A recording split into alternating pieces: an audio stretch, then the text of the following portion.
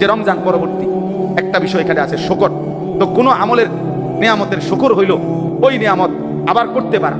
তো রমজানের পরে যে ব্যক্তি আবার 6টা রোজা শাওয়াল মাসে রাখে, তো উলামায়ে কেরাম বলে যে এটা একটা প্রমাণ যে আল্লাহ তাআলা তাকে শুকরের তৌফিক দিয়েছে, যে আমি রমজান পেয়েছি শুকর, এই জন্য আমার আল্লাহর দেওয়া সেই রোজা আবারও 6টা রেখে শুকর আদায় করবে। এই জন্য 6টা রোজা এই শাওয়াল মাসের রাসূলুল্লাহ সাল্লাল্লাহু আলাইহি সাল্লাম বলছেন পূর্ণ 1 বছর রোজা রাখার সওয়াব মিলে যাবে। যে ব্যক্তি রমজান এবং রমজানের পরবর্তী এই 6 রোজা রাখে, এই 6 রোজার মাধ্যমে রমজান সহ আল্লাহ তাআলা তাকে পূর্ণ 1 বছরের রোজার সওয়াব দান করবে। এই জন্য আপনারা দয়া করে দ্রুততম সময়ের মধ্যে চেষ্টা করবেন এই 6 রোজা নফল রোজা আদায় করতে। একসাথে 6 রোজাও রাখতে পারেন, ভাঙ্গা ভাঙ্গাও রাখতে পারেন। মাহে রমজান আমাদের মাঝ থেকে বিদায় নিল। শাওয়াল মাস, পহেলা শাওয়াল, ঈদুল ফিতর আমরা পালন করলাম। এখন ঈদ পরবর্তী আমাদের আবার স্বাভাবিক জিন্দেগি। দেখার বিষয় হলো অর্জন কেমন হলো, পেশা কিনা যাই হইল, এখন তো ক্যাশ মিলানো উচিত যে লাভ লোকসান কেমন হলো, অর্জন হলো কি। যেদিন চাঁদ উঠছে, তো আমি সন্ধ্যাবেলায় সুধন্যপুর আমার শায়েখ আল্লামা মুফতি মুশতাকুর নবী সাহেব, ওনার এখান থেকে এতেকাফ শেষ করে বের হলাম। তো ঢাকার মসজিদে ঈদের নামাজ পড়াইছি। রাত্র 2টা বাজে কুমিল্লা থেকে, ক্যান্টনমেন্ট থেকে বাসায় মিছিল করে গোসল করে রওনা দিছি। তখন নিউ মার্কেট, এলিফ্যান্ট রোড এদিক দিয়ে আমার মসজিদে যাইতে হয়, মোহাম্মদপুর আদাবর। রাতের 3:30 4টা যখন বাজে, তখন আমি ঢাকায় চাঁদ রাতে দেখলাম হাজার হাজার মানুষ দোকানপাটে কেনা বেচা চলতেছে। রাতের 4টা বাজে, ভরপুর মানুষ। তা আমি গাড়িতে বললাম যে হায় হায়, তো আজকে রাতের 4টা বাজে গেছে, এখনো কাপড় চোপড় কিনা শেষ হয় নাই। এরা ঈদ করবো কোন দিন? এগুলা কিনবে, এগুলা বাসায় নিয়ে যাবে কখন, বিশ্রাম করবে কখন? ঈদ পালন করবে টাইমে যারা ঘুমাইবে, তো সারা রাত্র অর্পণ। আর মানে কি পরিমাণ বেচা কিনা করছে যে রাতের 4টা বাজে এখনো শেষ হয়, এখনো পুরোপুরি চলতেছে, পুরুষ মহিলা। তো এই জন্য দুনিয়ার ব্যবসায়ী, দুনিয়ার ক্রেতা, সে তো তার সর্বোচ্চ বেচা কিনা করছে, নিশ্চয়ই হিসাবও করছে তার এবছরের ঈদ রমজানে আয় কেমন হলো। আমাদেরও হিসাব করা উচিত এক মোমেন হিসেবে, রমজানে আমার অর্জন কেমন হলো। কোরআনুল কারীমের মধ্যে আল্লাহ পাক রব্বুল আলামিন রমজানের আলোচনা করতে গিয়ে 3টা উদ্দেশ্য বলছেন। 5টা আয়াতের মধ্যে আল্লাহ পাক রব্বুল আলামিন 3টি উদ্দেশ্য বলছেন রমজান দ্বারা যেটা অর্জন হবে। 1 নম্বর হলো লাআল্লাকুম তাত্তাকুন, যেন তোমরা সকলেই মুত্তাকি হতে পারো। 2 নম্বর হলো লাআল্লাকুম তাশকুরুন, যেন তোমরা সকলেই আল্লাহ পাকের শুকর, কৃতজ্ঞতা আদায় করতে পারো। 3 নম্বর হলো লাআল্লাহুম ইয়ারশুদুন, যেন সকলেই আল্লাহর পথ পেতে পারে, হিদায়াত, সঠিক রাস্তা পেতে পারে। তাহলে এই 3টা, যেন আমার মধ্যে তাকওয়া অর্জন হয়, যেন আমার মধ্যে শুকরের যোগ্যতা অর্জন হয়, যেন আমি রুশদ, হিদায়াত, রুশদ মানে হলো আল্লাহর রাস্তা, সঠিক পথ, এটা যেন আমি পেতে পারি। এইটা হলো আল্লাহ তাআলা কোরআনুল কারীমে সূরা বাকারা 183 নম্বর আয়াত থেকে 187 নম্বর আয়াত, এই 5টি আয়াতের মধ্যে রমজান সম্পর্কে আলোচনা করেছেন। এবং এই আয়াতগুলোর মধ্যে এই 3টা কথা বলছেন, যেন তোমরা মুত্তাকি, তাকওয়া অর্জন হয়, যেন তোমাদের মধ্যে শুকরের যোগ্যতা তৈরি হয়, আর যেন তোমরা রুশদ মানে হেদায়েত পেতে পারো। তাহলে এখন দেখার বিষয় হলো এই 3টা আমাদের অর্জন হলো কিনা। যে উদ্দেশ্যে ওষুধ খাইলাম সেইটার কি হবে। 1 নম্বর বিষয় হলো আল্লাহ তাআলা বলেন লাআল্লাকুম তাত্তাকুন, যেন তোমরা মুত্তাকি হতে পারো। এই কথাটা দুইবার বলছে, 183 নম্বর আয়াতে একবার বলছে, আবার শেষ রমজানের আলোচনা করতে গিয়ে 5 নম্বর আয়াতে, মানে 187 নম্বর আয়াতের শেষ কথা আল্লাহ পাক এটাই বলছে, লাআল্লাহুম ইয়াত্তাকুন। আল্লাহ বলছে, বান্দা আমি কিন্তু বিস্তারিত বলে দিলাম রমজানের যাবতীয় বিষয়াদি, যেন সকলেই মুত্তাকি হতে পারে। তাইলে তাকওয়া অর্জন হলো হবে, এটা রমজানের একটা উদ্দেশ্য। তাকওয়া অর্জন হওয়া মানে কি? তাকওয়া কাকে বলে? তাফসীরের মধ্যে আছে, তাকওয়া বলা হয় ব্যক্তির মধ্যে এমন যোগ্যতা আসা,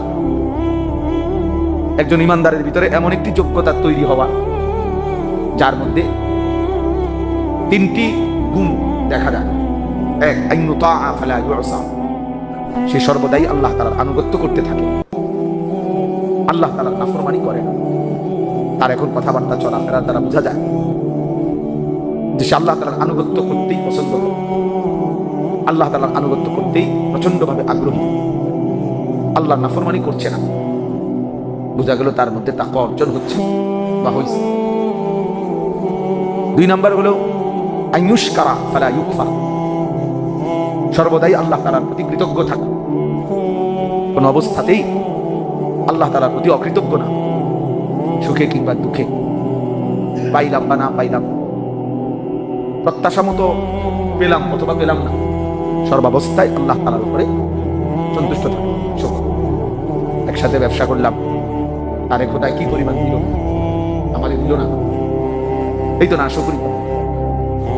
একসাথে চললাম ফিরলাম, তার বাড়ি গাড়ি সব হয়ে গেল, খোদা আমার দিকে ফিরেও চাইল না, নাউজুবিল্লাহ, এই তো অকৃতজ্ঞ।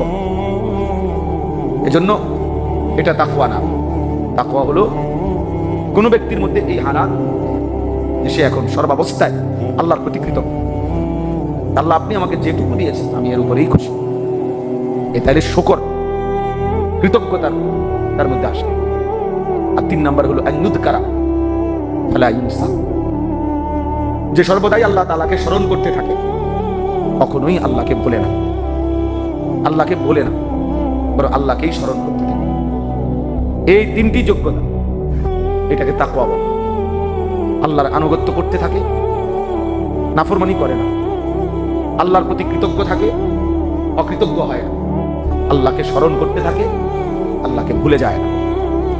এই 3টি জিনিস যার মধ্যে তৈরি হচ্ছে, বোঝা যাইতেছে, তো বুঝাই গেছে তার তাকওয়া অর্জন হয়েছে। এখন আমিও হিসাব মিলাই, আপনিও হিসাব মিলান। ইস্তাফতি কলবাক, প্রত্যেকেই নিজের দিলকে প্রশ্ন করেন যে আপনার আমার আলাদা, প্রত্যেকের তাকওয়ার হালাত কি? রমজান পরবর্তী 5 ওয়াক্ত নামাজের হালাত কি? যেদিন রমজান শেষ হলো সেদিনের মাগরিব নামাজ থেকে আজকে পর্যন্ত ফজরের জামাত পর্যন্ত, জামাত ছুটলো কার কয় বেলা, ছুটে নাই কার কয়, হিসাব করে, হিসাব করলেই তো বুঝবেন আপনার তাকওয়ার হালাত কি। সেদিনের সন্ধ্যা থেকে আজকের ফজর পর্যন্ত, আজকের এইটুকু সময় পর্যন্ত নিজের জীবনে গুনাহ হলো কি পরিমাণ, আল্লাহর আনুগত্য হলো কি পরিমাণ, হিসাব করেন। আপনি অনুভব করবেন তাইলে আমাদের আপনার তাকওয়ার হালাত কি, ঔষধের কোনো কাজ করলো কিনা এটা তো বুঝাই যাবে। এজন্য এটা লক্ষ্য করা, হিসাব করা। আল্লাহ তাআলা এই আয়াতে বলছেন, যেটা আমি পড়ছি আলাদাভাবে, ওয়ালিতুকমিলুল ইদ্দাতা, তোমরা আমার এই রমজানের মাসটা একবারে গুনে গুনে পূর্ণ করো, গুনে গুনে পূর্ণ করো।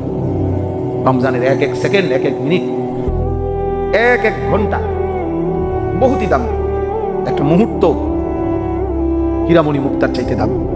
অতএব গুনে গুনে সংখ্যা পূর্ণ করো। প্রতিটা ইবাদত, প্রতিটা বন্দিগি 100% আন্তরিকতা নিয়ে গুরুত্বের সাথে আদায় করো, কারণ এটা রমজান, কারণ এটা শ্রেষ্ঠতম মুহূর্ত, শ্রেষ্ঠতম সময়।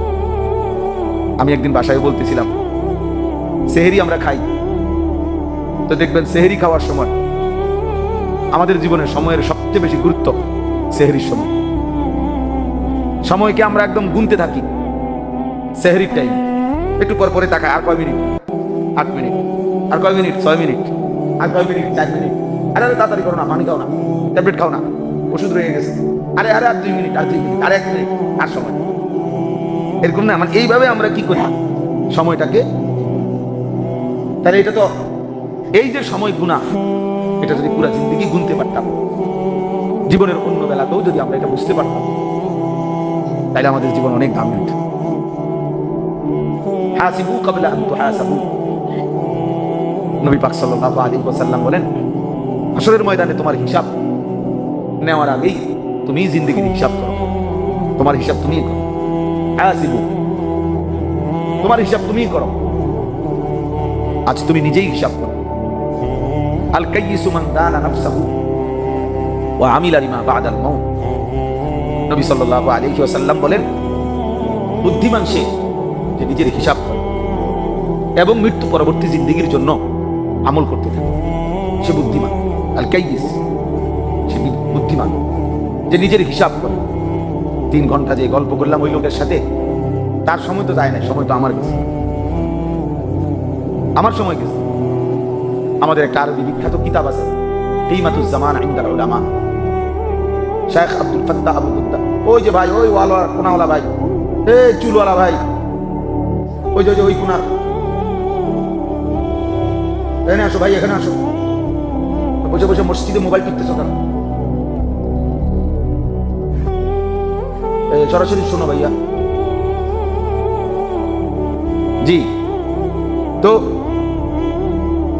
কিমাতুজ জামান ইনদাল উলামা, এই বইটার নাম শেখ আব্দুল ফাত্তাহ আবু কুদ্দা রাহমাতুল্লাহি আলাইহি, জগৎ বিখ্যাত একজন বড় বুজুর্গ আলেম ছিলেন। ওনার লিখিত বই, মানে হলো ওলামায়ে কেরামের নিকট পূর্ববর্তী সর্বযুগে সময়ের গুরুত্ব ছিল কেমন, এই বইটা, এটা বাংলাও আছে, ওলামায়ে কেরামের নিকট সময়ের গুরুত্ব। ওইখানে একটা কথা আছে, এক বুজুর্গ আলেমকে এক লোক আইসা বলছিল যে হযরত আমি আপনার সাথে একটু কথা বলবো। উনি আগে জিজ্ঞেস করছে কোনো দ্বীনি মাসআলা, বলে যে না। কোনো বিষয়ের প্রশ্ন, বলছে না, কয় না, এমনি এমনি একটু কথা বলবো। তো তিনি বললেন, তাইলে প্রথমত তুমি সূর্যকে কিছুক্ষণের জন্য থামাও, যেটুকু সময় তুমি আমার সাথে কথা বলবা এটুকু সময়ের জন্য তুমি সূর্যকে থামাও। যদি সূর্যকে থামাইতে পারো তাহলে আমার কোনো আপত্তি নাই, তুমি গল্প করতে পারো।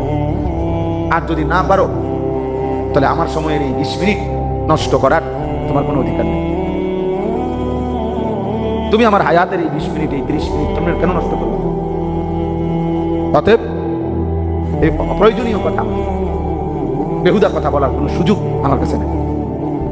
এই হলো সময় গুণ, হায়াত গুণা, যা আমার হায়াত। মিন হুসনে ইসলামিল মারই তারকুহু মা লা ইয়ানিহি, রাসূলুল্লাহ সাল্লাল্লাহু আলাইহি ওয়াসাল্লাম বলেছেন, কারো ইসলামী জিন্দেগি সবচেয়ে সুন্দর হয় কখন? তারকুহু মা লা ইয়ানিহি, যখন সে যাবতীয় অনর্থক কথা এবং কাজ ছেড়ে দেয়, তখন তার ইসলামী জীবন সুন্দর। রাসূলুল্লাহ সাল্লাল্লাহু আলাইহি ওয়াসাল্লাম এটা বলেছেন।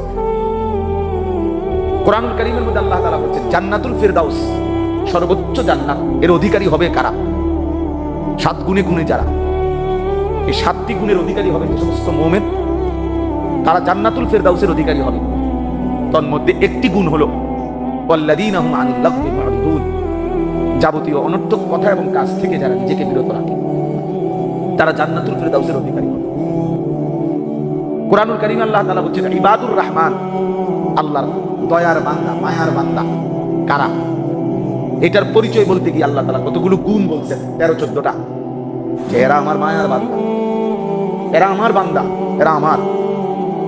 তো আল্লাহ তাআলা এই গুণগুলোর মধ্যে একটা গুণ এটাও বলছেন, ওয়াইদা মাররু বিল লাগবি মাররু কিরামা, আমার বান্দা, আমার দয়ার বান্দা তারা যারা অনর্থক কথা এবং কাজ যখনই দেখে তখন সেখানে না বসে ভদ্রচিত্তভাবে পাশ কেটে এড়িয়ে চলে যায়, অনর্থক কথা কিংবা তাদের পরিবেশে বসে না। তারা আমার দয়ার বান্দা, মায়ার বান্দা। তাহলে এই সবগুলো কথার দ্বারা এটা বোঝার কথা হলো যে আল্লাহ তাআলা বলেন, ওয়ালি তুকমিলুল ইদ্দাতা, বান্দা মুমিন আমার রমজান গুনে গুনে আদায় করো, গুনে গুনে পূর্ণ করো। একটা মিনিট, একটা সেকেন্ড স্বর্ণের দামে, হীরার দামে, মণি মুক্তার দামে, কিংবা তার চাইতে বেশি দামে, অনেক দামি। অতএব পূর্ণ গুরুত্বপূর্ণ ইহতিমামের সাথে পূর্ণ করো রমজান মাস, পূর্ণ করো, সংখ্যা পূর্ণ করো। তাহলে আমাদের লক্ষণীয় বিষয় আমরা যে রমজানের অন্যতম উদ্দেশ্য ছিল তাকওয়া অর্জন, লাআল্লাকুম তাত্তাকুন। আমার মধ্যে এমন একটা যোগ্যতা আসবে যেই যোগ্যতার কারণে আমার দিল গুনাহ ছেড়ে দিতে চাইবে, যেই যোগ্যতার কারণে আমার দিল আল্লাহ তাআলার ইবাদতের প্রতি আগের চাইতে আগ্রহী হবে। এরকম একটা হালাত অবস্থা তৈরি হওয়া, এটাকে বলে তাকওয়া। এখন এটা অর্জন হলো কিনা এটা আপনারা দেখেন, নিজেরটা নিজে দেখেন। প্রত্যেকেই মহা সমারোহে, মহা আনন্দে রমজান পূর্বে যে যে গুনায় অভ্যস্ত ছিলেন, রমজানের পরবর্তীতে ঈদ এর চাঁদ উঠার পর থেকেই যথারীতি আবার যদি সেই আগের গুনার স্ব অবস্থানে ফিরে আসেন, তাহলে মাঝখানের এই মহিমান্বিত একটি মাস যেই উদ্দেশ্যে আসছিল, আমরা রোজা রাখলামও, তারাবিও করলাম, ইফতারও করলাম, সাহারিও খাইলাম, দোয়াও করলাম, আল্লাহ মাফ করে দেন। তো এত দোয়া, এত কান্না, এত সবে কদরের আহাজারি কার কাছে কইলেন, কি কইলেন, কেন কইলেন? আপনি কি আগের মতো? আপনাদের কোনো নড়াচড়াই নাই, আপনাদের সামান্যতম কোনো পরিবর্তনের কোনো ফিকিরই নাই, মানসিকতাই নাই।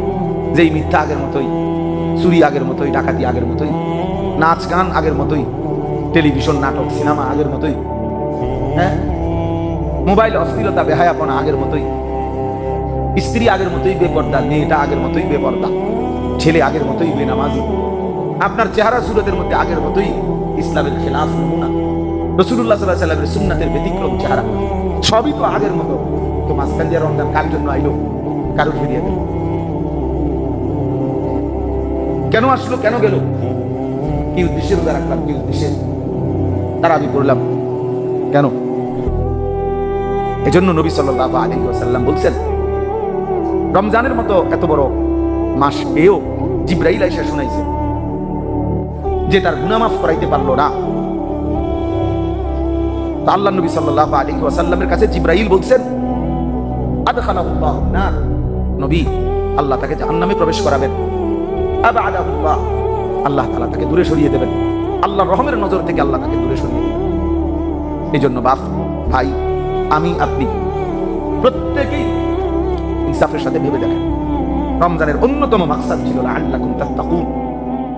আপনার আমার মধ্যে তাকওয়া আসবে, আপনার আমার মধ্যে গুনাহ ছেড়ে দেওয়ার মতো মানসিকতা তৈরি হবে, হিম্মত আসবে, আল্লাহর ইবাদতের প্রতি আগ্রহী আসবে। আফসোসের বিষয়, আমার সবচেয়ে বেশি দুঃখ লাগে, আমি সবচেয়ে বেশি অবাক হই, আমার কাছে রীতিমতো এটা আশ্চর্য লাগে যে একটা মাস পূর্ণ একটা ব্যক্তি নিয়ম মাফিক ওষুধগুলা খাইলো, একেবারে 3 বেলা ওষুধ, কোনো গ্যাপ দিছে না, টাইম টু টাইম ওষুধ খাইয়া একটা মাস পরে আজকে সন্ধ্যায় মাত্র ওষুধটা বন্ধ করলো, 12 ঘন্টা না যায় এই বেটা পরের দিন ঈদের দিনে আগের মতোই অসভ্য রয়ে গেল, আগের মতোই তার ছেলে মেয়ে বেপরদায় নামায় দিল, তার ঘরের মধ্যে রঙিন টেলিভিশনের আওয়াজ উঠাইয়া দিল, আগের মতোই বিড়ি সিগারেট, আগের মতোই আল্লাহর নাফরমানি। হায় হায়, এটা কি শক্ত নাফরমান যে একটা মাস খোদার 30 দিনে তুমি নাফরমানের উপরে আল্লাহ তাআলার এত বড় রমজান কোনো আসর করলো না। এতগুলো ট্যাবলেট কই গেল তাহলে? এতগুলো ঔষধের পরে এটার কি টেম্পার মেয়াদ একটা দিনও থাকবে না? একদিনও মেয়াদ থাকবে না। মাত্র গতকাল রমজান শেষ হলো, আজকে ঈদের দিন, আজকে আপনি আপনার রেডিরে কেমনে বেপরদা নামাই দিলেন, আপনার মেয়েটারে কেমনে বেপরদা নামাই দিলেন, আপনি কেমনে এত বড় অসভ্য হইলেন, আপনার মেয়ে কেমনে এত বড় অসভ্য হইল, আপনি কেমনে এত বড় বেহায়া হইলেন, আপনার মেয়ে কেমনে এত বড় বেহায়া হইল? বলে ঈদের দিন যারা তাদের মেয়েকে রাস্তায় নামাই দিলেন, কোন লজ্জায় নামাই দিলেন? যাদের বিবিকে বেপরদা ছেড়ে দিলেন, কোন লজ্জায় ছেড়ে দিলেন? যাদের ছেলেকে গান বাদ্য ট্যাক্সের অশ্লীলতা বেহায়াপনার মধ্যে নামায়, এটা ঈদ? অসভ্যতা ঈদ হয় কেমনে? অশ্লীলতা ঈদ হয় কেমনে? জিনা ব্যভিচার এটা আনন্দের বিষয়, নাচ গান ফুর্তি এটা আনন্দ, এটা উৎসব, এটা ঈদ হইতে, এটা কোনো কথা হলো? তার মানে মূলত এত বড় রমজানকে সে কোনো কদরই করে নাই। রমজান তার জীবনে ন্যূনতম কোনো প্রভাব ফেলে নাই, ন্যূনতম কোনো অনুভূতি তৈরি করে নাই। সে আসলে এটাকে কোনো বিষয়ই মনে করে। কি সে রমজান আসছে, রমজান গেছে, এত চিৎকারের কি আছে? খানার টাইম একটু স্বাভাবিকভাবে মানুষের ব্যস্ততার কারণে খাবারের রুটিন বদলাইতেই পারে, তো আমরা স্বাভাবিকভাবে খাবারের রুটিন একটু বদলাইছি আর কি, এত আহামরি কি আছে?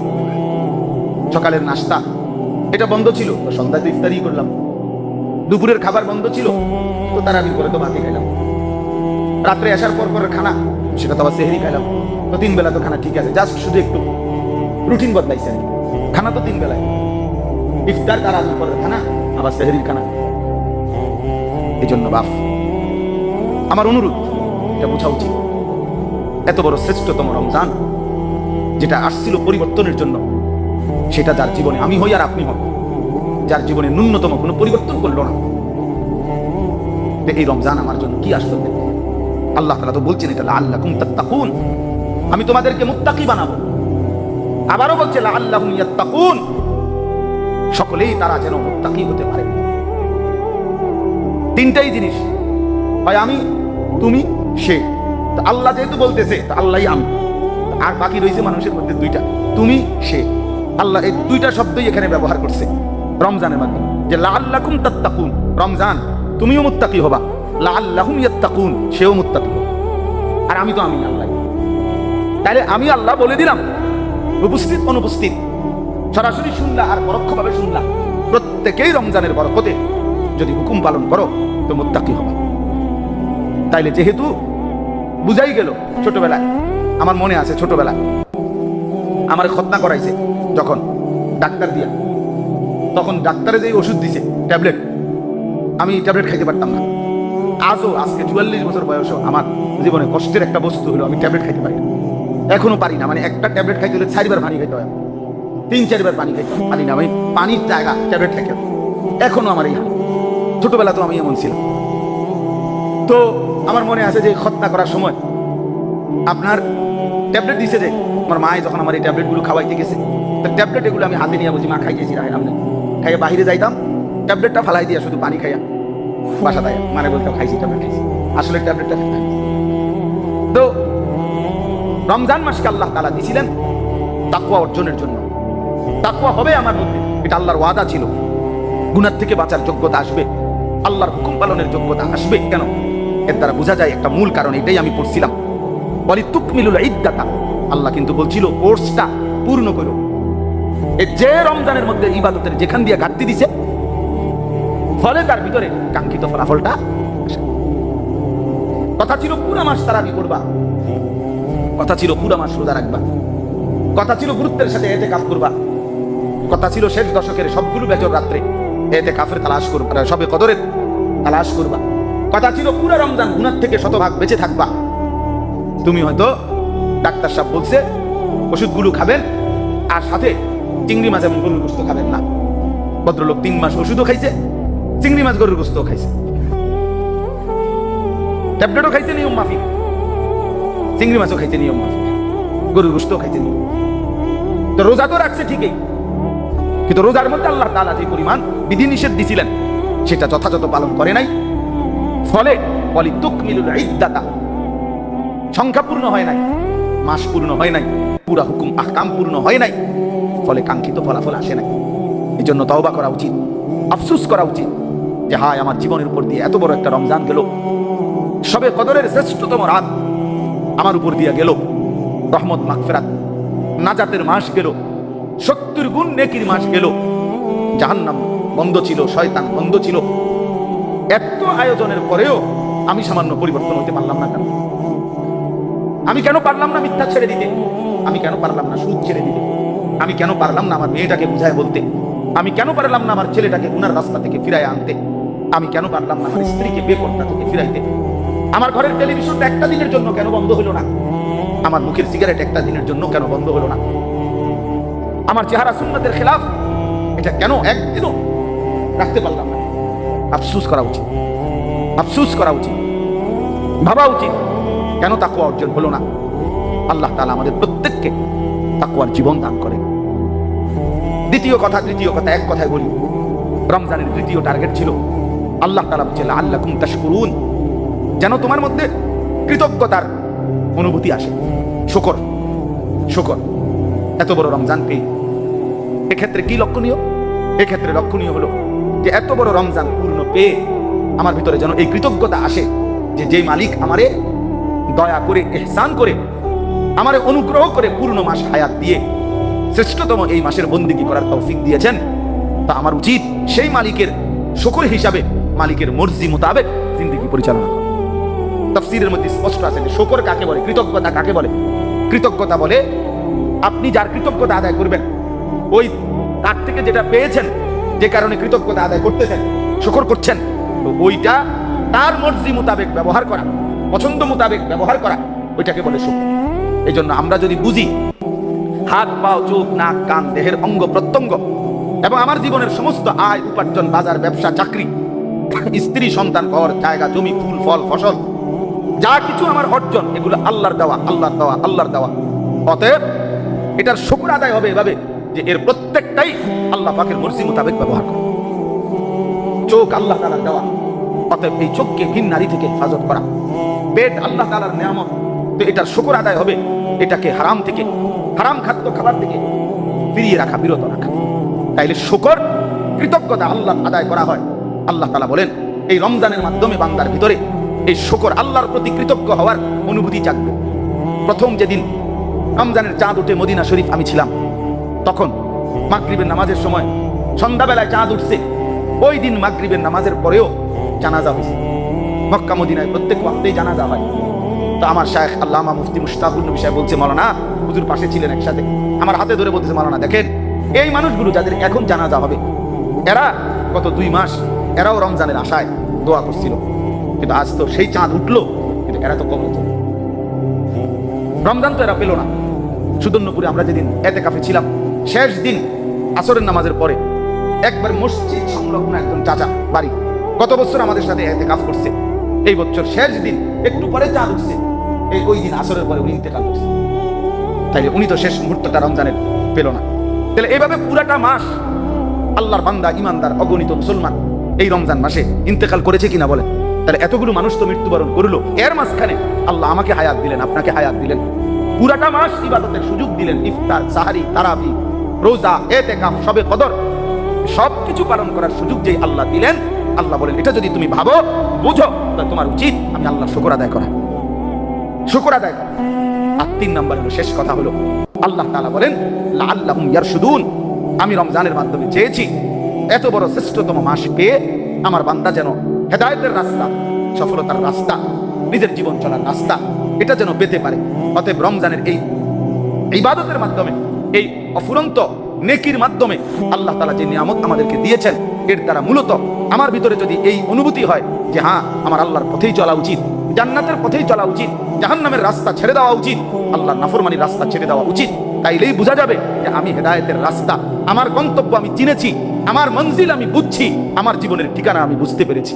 অতএব আমার এতটুকুই কথা, দয়া করে আমরা প্রত্যেকেই ইনসাফের সাথে এখন রমজান পরবর্তী হিসাব করেন যে গুনাহমুক্ত জীবনের অনুভূতি আসলো কিনা, আল্লাহর প্রতি কৃতজ্ঞতার অনুভূতি আসলো কিনা, এবং আল্লাহর রাস্তায় চলার মতো মানসিকতা নিজের মধ্যে তৈরি হলো কিনা। যদি হয় তাহলে রমজান আমার সার্থক, আর যদি না হয় তো রমজান আমার ব্যর্থ। আর শেষ সংক্ষিপ্ত একটা কথা হলো যে রমজান পরবর্তী একটা বিষয় এখানে আছে, শুকর। তো কোনো আমলের নিয়ামতের শুকর হইল ওই নিয়ামত আবার করতে পারা।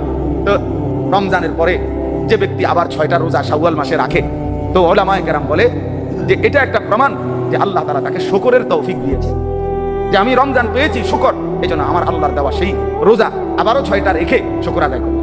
এই জন্য 6টা রোজা এই শাওয়াল মাসে রাসূলুল্লাহ সাল্লাল্লাহু আলাইহি সাল্লাম বলছেন পূর্ণ 1 বছর রোজা রাখার সওয়াব মিলে যাবে। যে ব্যক্তি রমজান এবং রমজানের পরবর্তী 6 রোজা রাখে, এই 6 রোজার মাধ্যমে রমজান সহ আল্লাহ তাআলা তাকে পূর্ণ 1 বছরের রোজার সওয়াব দান করবে। এই জন্য আপনারা দয়া করে দ্রুততম সময়ের মধ্যে চেষ্টা করবেন এই 6 রোজা, নফল রোজা আদায় করতে। একসাথে 6 রোজাও রাখতে পারেন, ভাঙ্গাও রাখতে পারেন, কোনো অসুবিধা নাই। আজকে আপনাদের কাছে আরেকটা বিশেষ দাওয়াত হলো, আলহামদুলিল্লাহ আপনারা জানেন আমাদের এই খুব কাছাকাছি বলরামপুর গোটবাড়ি আমাদের বা কুমিল্লার প্রখ্যাত আলেম দ্বীন আল্লামা মুফতি শামসুল ইসলাম জিলানী সাহেব হুজুরের মাদ্রাসা আছে এখানে, মাদ্রাসায় আশরাফিয়া দারুল উলুম। এই মাদ্রাসায় আজকে এই জুমার নামাজের পর থেকে একটি শানে রসুল সাল্লাল্লাহু আলাইহি ওয়াসাল্লামের উপরে মাহফিল সম্মেলন। আলহামদুলিল্লাহ আমাদের বাংলাদেশের শ্রেষ্ঠ বুজুর্গ আলেম খতিব আজম মুনাজিরে জামান আল্লামা নুরুল ইসলাম অলিপুরি দামাত বারাকাতুহুল আলিয়া হুজুর ওই মাহফিলে আসবেন। এশার নামাজের পরে হুজুর ইনশাআল্লাহ বয়ান করবেন। মাগরিবের নামাজের পরে আমার পরম শ্রদ্ধেয় শায়েখ আল্লামা মুফতি মুশতাকুন নবী কাসেমি দামাত বারাকাতুহুল আলিয়া এবং আল্লামা মুফতি আমজাদ হোসেন সাহেব ওনারা বয়ান করবেন। আসরের নামাজের পরে ইনশাআল্লাহ আমার বয়ান করার কথা, আল্লাহ যদি তৌফিক দেন।